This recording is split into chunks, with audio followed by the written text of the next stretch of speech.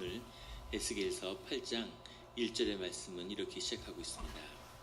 여섯째 해 여섯째 달 초 닷새에 나는 집에 앉았고 유다의 장로들은 내 앞에 앉아 있는데 주 여호와의 권능이 거기에서 내게 내리기로. 여섯째 해 여섯째 달이라고 하는 것은 유다 왕 여호야긴 왕 때의 이야기인 거죠. 주전 592년에 있었던 예루살렘이 멸망하기 6년 전에, 그리고 에스겔이 끌려온 지 이제 8년이 되는 이제 해 이야기입니다. 에스겔은 우리가 잘 알고 있는 것처럼 이미 바벨론에 끌려와 있고 아직 망하지 않는 예루살렘을 바라보고 있는 것이죠. 유다의 장로들이 내 앞에 앉아 있는데 주 여호와의 권능이 거기에서 내게 내리기로. 여호와의 권능이 내게 내렸다는 것은 주님이 주시는 환상, 그 꿈이 내게 계속해서 펼쳐진다는 거죠. 에스겔서에 처음 주님의 환상을 받은 지 이제 14개월째에 접어들고 있는데 1년 2개월이 돼서도 계속해서 주의 환상과 주님의 보여주시는 그런 꿈이 계속되고 있는 겁니다. 2절에 내가 보니 불같은 형상이 있더라.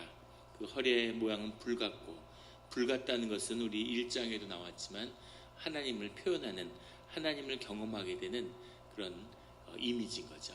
하나님의 이미지입니다. 모세가 떨기나무의 그 불 속에서 주님을 발견했죠.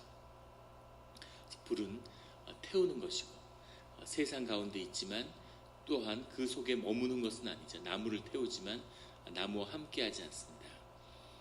제가 영국에 공부할 때 거기에 그 이제 연구원으로 있는 그런 청년이 있었는데 불박사예요. 불을 연구하는 그 롤즈로이스라고 하는 회사에서 엔진을 그 대학하고 같이 이렇게 조인해가지고 케임브리지 대학하고 연구하는 연구팀에서 불을 연구하는데, 지금 사람들이 만드는 내연기관의 시대죠. 지금 100년이 지났는데 그것을 못 벗어나고 있는데, 불을 태우는, 불에서 모든 에너지가 나오는 거죠. 불의 효율이 한 30% 정도밖에 되지 않는다고 합니다. 그 효율을 1%만 올릴 수 있어도 엄청난 부가가치가 나온다는 거죠. 그래서 그 연소, 불을 태우는 걸 연구하는 거예요. 그래서 그 박사님한테 제가 물어봤죠. 불 연구의 가장 핵심이 되는 핫 이슈가 뭐냐고. 그러니까 풀지 못하는 그 비밀이, 미스테리가 도대체 불이 무엇인가 하는 걸 알 수 없다는 겁니다. 불이라는 게 있고 불을 이용하지만 도대체 불이라는 게 정확히 뭔지, 그걸 어떻게 물질적으로 규정할 수 있는지 그걸 알 수 없다는 거죠. 근데 이 불이 가지는 그런 독특한 미스테리가 하나님의 속성으로 경험되어지는 거죠.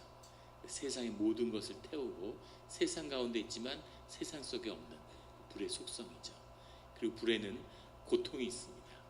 접근할 수 없는 그 안에 삶의 비밀이 있는 거죠. 떨기나무 그 위에 타는 불, 그것을 붙잡는 그것이 고통이지만 삶의 비밀이고 하나님의 비밀이죠. 그 불같은 하나님을 경험하는, 붙드는, 고통 가운데서도, 삶의 고난 가운데서도 하나님께 더 깊이 나아가는 성도님들이 되시기를 예수 그리스도 이름으로 축원합니다. 3절에 그가 솜 같은 것을 펴서 내 머리털 한 모숨을 잡으며 주의 영이 나를 들어 천지 사이로 올리시고, 마치 사람이 이렇게 아이를 안는 것처럼, 아이도 아니겠죠, 머리를 잡아서 이렇게 들어서 세상을 보여주는 그런 이제 환상을 경험하는 게 되는 거죠. 하나님의 환상 가운데 나를 이끌어 예루살렘으로 가서, 바벨론에 있었는데 하나님 거기서 들어서 예루살렘으로 이렇게 옮기시는 환상을 경험했다는 거죠. 예루살렘으로 가서 안뜰로 들어가는 북향한 문에 이르니, 호리병같이 길쭉한 그런 예루살렘 중에서 그 성전이 북쪽에 있는데 그 북쪽에 있는 북향한 문, 솔로몬 왕이 건축했고 성전 뜰의 북문이죠. 성전으로 들어가는 북문입니다. 그 문에 이르게 하셨다는 겁니다. 거기에는 질투의 우상, 그 질투를 일어나게 하는 우상의 자리가 있는 곳이라. 그 에스겔도 제사장 가문에 속했고 제사장 가문으로 제사를 드리기 때문에, 그래서 예루살렘 성전에 대해서 잘 알고 있었겠죠. 이미 나이가 들어서 붙들려 왔기 때문에 그 예루살렘의 성전에서 잘 알고 있는데, 거기에 북문에 들어가자마자 발견하게 되는 것은 질투의 우상이다 라는 거죠. 그곳에 무엇이 서 있었냐면 아세라상이라는 것이 서 있었는데, 그 인신 제사를 지내고 아이를 갖다 바치던 아세라상을 이 북문 위에다 세워놨었다는 거죠. 므낫세 왕 때 히스기야 왕의 아들이었던 신실한 왕 아들이었던 므낫세 왕 때 이 아세라상을 실제로 이 솔로몬의 이 성문 앞에 세웠다고 합니다. 이것을 요시야 왕의 개혁 때 무너뜨렸는데 그걸 다시 아세라상을 또다시 이 안에 세운 것이죠. 그래서 예루살렘이 망할 때는 그곳에 아세라상이 있었다는 거죠. 그것을 하나님이 보여주시는 거죠. 마라드라고 하는 어제 우리 수요 집회 때 나눴던 다니엘의 그 회개의 기도 가운데 나오는 하나님을 반역하는 죄에 대해서 회개했는데 그 반역하는 죄의 내용이 무엇이었는지를 오늘 말씀 가운데 보여주고 있는 겁니다. 예루살렘이 회복되기 직전의 때와 망하기 직전의 때에 대한 두 말씀이 지금 같이 가고 있는 거죠. 신기하죠. 어제하고 말씀이 오늘 마치 연결되어 있는 것 같은 어제 회개의 기도의 내용이 오늘 무엇이었는지가 이 안에 나오고 있습니다. 24절에 이스라엘 하나님의 영광이 거기에 있는데 내가 들에서 본 모습 같더라. 성전에 하나님이 계시는데 그 앞에 아세라상이 있는 거죠. 5절에 그가 내게 이르시되 인자야 이제 너는 눈을 들어 북쪽을 바라보라 하시기로 내가 눈을 들어 북쪽을 바라보니 제단문 어기 북쪽에 그 질투의 우상이 있더라. 그 제단이 있는데 거기서 다시 제단문 어기 그 제단문에 있는 아세라상에서 북쪽에 있는 그 질투의 우상이 있더라는 거죠. 또 다른 우상이 거기 있는데 이것은 뭐냐면 아하스 왕이 세운 그런 바알의 제단이 또 있었다는 거죠. 아하스 왕이 역대왕 하에 16장에 보면 이 이야기가 나오죠. 아하스 왕이 세운 그 아수르로부터 가지고 온 그런 아수르가 섬기던 바알에 대한 그 숭배의 우상을 그 안에 세웠다는 겁니다.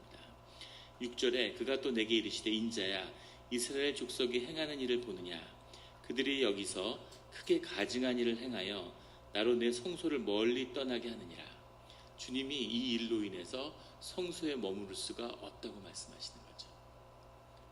주님 뭘 그렇게 까탈스럽게 그러십니까? 좋게 잘 지내시지. 그런 게 아니라 주님이 악을 멀리 하시는 아까운 데는 주님이 함께 하실 수 없는 거죠. 그래서 우리가 깨끗한 그릇이 되지 못하면 주님이 머무를 수가 없는 겁니다. 주님이 임재가 소멸하는 거죠. 하나님을 모시고 하나님과 함께 하겠다고 하나님이 죄 가운데 있는 인간을 그 인간 가운데서 하나님이 머물게 하기 위한 머무실 수 있도록 복의 근원이 되기 위한 것이 이 성전이죠. 근데 성전을 더럽히고 거기에 우상을 세우고 이 일 때문에 주님이 더 이상 그곳에 머무를 수가 없게 되었다고 에스겔에게 말씀하시는 겁니다. 본질을 가장 중심에 있는 깊은 것을 보여주는 거죠. 하나님에 대한 제사를 폐한 것도 아니고 하나님을 향한 대한 가진 제사와 이런 것들이 아무것도 폐한 것이 아니라 오히려 므낫세 왕 때 극에 달했죠. 잘 살게 되니까 물질이 풍요하니까 번제도 더 화려하게 드리고 굉장한 번제를 드렸다고 하는데 주님이 더 이상 머물 수 없는 내가 왜 예루살렘에서 제사를 끊었는지 예배를 끊었는지 네가 그 비밀을 한번 봐라 이렇게 말씀하시는 거죠. 에스겔은 하나님의 마음을 이해할 수 있고 또 하나님을 주시는 그 깊은 마음 가운데 통하는 자이기 때문에 마치 가장 친한 친구에게 자기의 속마음을 털어놓는 것처럼 에스겔에게 도대체 예루살렘의 범죄함의 내용이 무엇인지를 보여주시는 거죠. 에스겔을 놀라는 겁니다. 예루살렘에 이런 일이 있다니. 예루살렘 가운데서 자라났지만 이 일을 보고 에스겔도 충격을 받는 거죠. 7절에 그가 나를 이끌고 뜰문에 이르시기로 내가 본즉 담에 구멍이 있더라. 뜰문이라고 하는 것은 이미 이제 그 제사장의 그 성전의 그 안에 들어와 있는 거죠. 그 안에 바깥쪽에 바깥뜰과 안뜰이 있는데 흔히 말하는 백성의 뜰과 제사장의 뜰이 있는 거죠. 그 뜰 사이에 있는 문이 있고 그 문에 담벼락이 있는 거죠. 그 담에 구멍이 있더라는 겁니다. 8절에 그가 내게 이르시되 인자야 너는 이 담을 헐라 하시기로 내가 그 담을 허니 한 문이 있더라. 실제로 헐 게 아니라 이 환상 가운데서 그 담을 헐어버리는 거죠. 그 담을 헐어버리니까 그 무너진 담 안에 문이 나오더라는 거죠. 그러니까 그 문은 우리가 그냥 보는 일반적인 문이 아니라 이제 영적인 문이고 더 깊은 심령 가운데 내려가는 그런 문이겠죠. 9절에 또 내게 이르시되 들어가서 그들이 거기에서 행하는 가증하고 악한 일을 보라 하시기로. 10절에 내가 들어가 보니 각양 곤충과 가증한 짐승과 이스라엘 족속의 모든 우상을 그 사방벽에 그렸고, 각양 곤충과 가증한 짐승이라는 건 이제 네 날개가 달린 그런 거죠. 레위기 11장에 나오는 부정한 짐승들입니다. 근데 이런 우상들을 벽에 새겼는데 원래 유대인, 원래 예루살렘 성전에는 우상을 멀리하기 위해서 어떠한 형상도 새기지 않죠. 하나님의 형상도 절대 새기지 않는, 심지어 하나님의 이름도 부르지 않는, 위대한 네 글자라고 부르는 이 민족이 이 성전 안에 있는 그 벽을 전부 다 조각을 해가지고 맛있게 새겼다는 겁니다. 종교성이, 하나님을 잃어버리면 종교성이 일어나죠. 종교성이 일어나면 성전이 아름다워집니다. 스테인레스로 창이 다 바뀌고 벽에다가 화려한 그림과 조각을 새기게 되는 거죠. 실제로 여호야긴 왕 때 마지막에 바벨론이 쳐들어오니까 애굽에 의지하면서 바르누고 왕하고 연합을 맺고 갈기미스 전투가 일어나기 전이죠. 그 바르누고가 연합을 하면서 애굽의 문화가 이 안에 들어와서 애굽은 우상을 새기는 것이 애굽의 성전 숭배의 핵심이죠. 그래서 그 애굽풍이 들어오면서 한류처럼 애굽류가 들어온 거죠. 그래서 성전에다가 전부 다 그 벽을 새기고 장식하는 그런 일을 한 겁니다. 왜 성전을 장식했을까요? 미국하고 친하게 지낼 때는 버드와이저를 마셨는데 이제 중국하고 친하게 지내니까 칭따오 맥주가 맛있네 뭐 이런 것처럼 그 영향을 압도적으로 받는 거죠. 그리고 왜 성전을 새겼을까?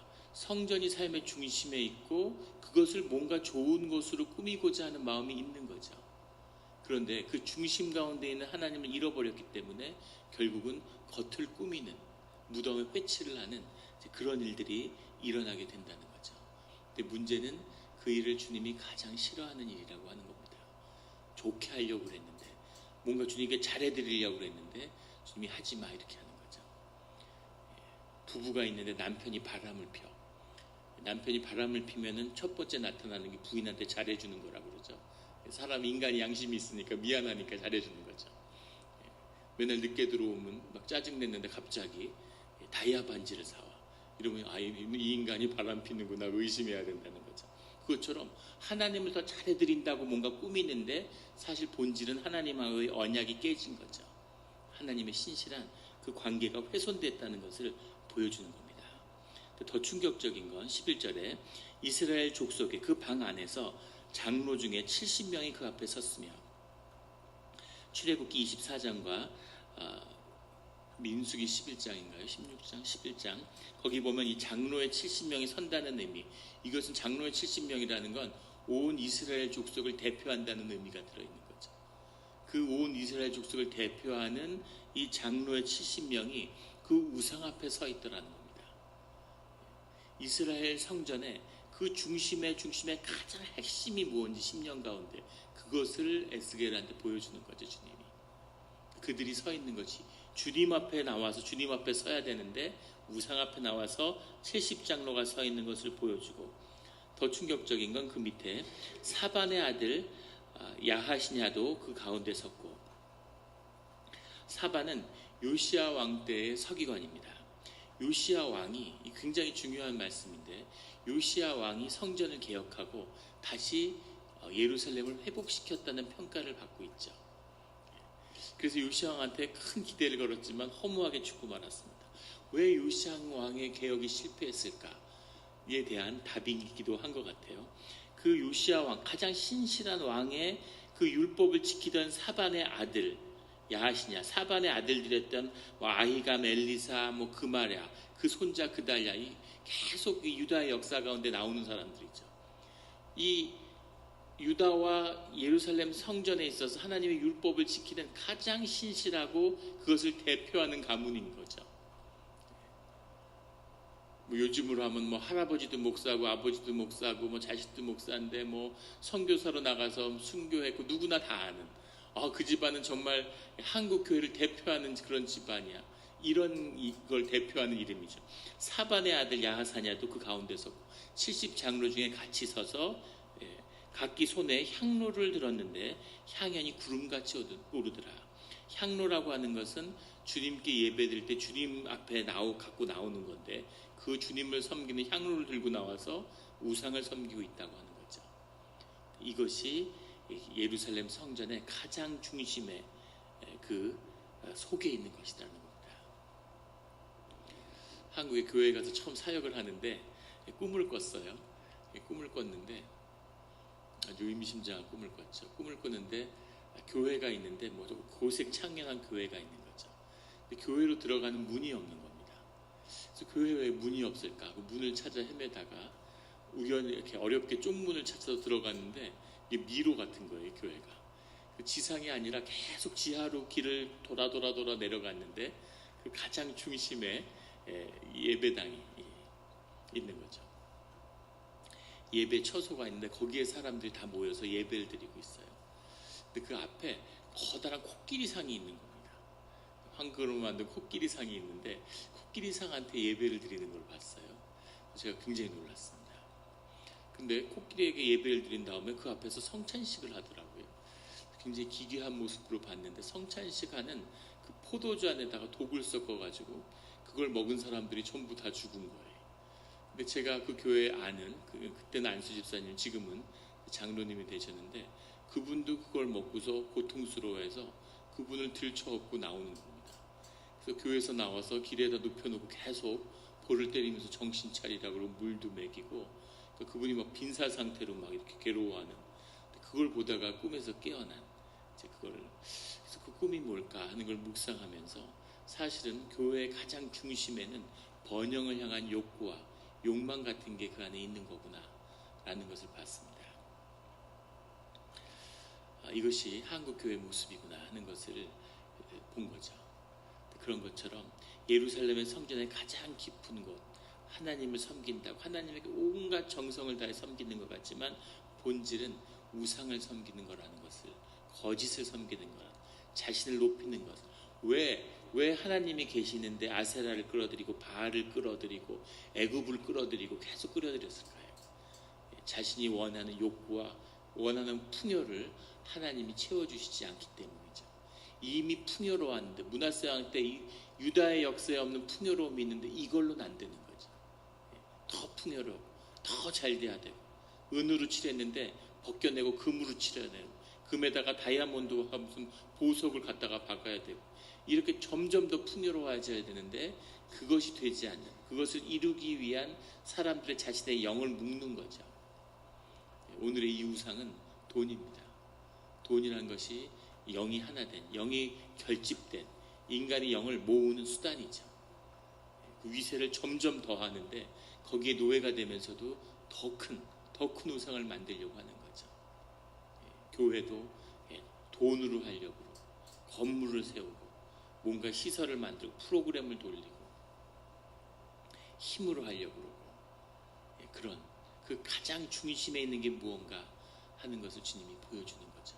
이것이 너희가 그토록 이야기하는 유대의 성전 제사의 실제다, 실질이다, 실체다 이렇게 주님이 말씀하시는 겁니다. 우리 자신을 향한 열심을 내고 하나님께 봉사하고 정말 교회 일에 열심히 했습니다. 그런데 너희 가장 마음의 중심에 있는 게 뭐냐? 그 주님이 그것을 보라고 말씀하시는 거죠. 하나님을 반역하는 그달에 반역하는 죄가 그 중심에 있었음을 에스겔이 보는 거죠. 이것은 사실 괴로운 일입니다. 아픈 일이죠. 가장 아픈 일이죠. 하지만 이 아픔을 직시하고 만나야 내가 하나님 만난다고 이제까지 해왔는데 그게 거짓이었군요. 내 중심에, 가장 중심에 나를 붙들고 있는 건 돈이었군요 라고 하는 것을 마주하는 그 아픔이 있어야 내가 회복될 수 있고 회개할 수 있고 깨어질 수 있고 다시 설 수 있는 것이죠. 이런 진실을 아프지만 대면하는 이것이 불같은 하나님, 떨기남 속에 있는 불의 진실인 거죠. 그 진실을 마주하는 그런 우리 성도님들이 되시기를 예수 그리스도의 이름으로 축원합니다. 기도드리겠습니다.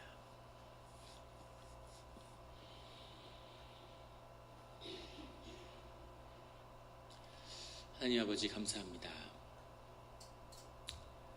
힘들고 무겁고 아픈 말씀이지만 이 말씀을 받아야 우리가 살아날 수 있음을 보여주시니 감사합니다.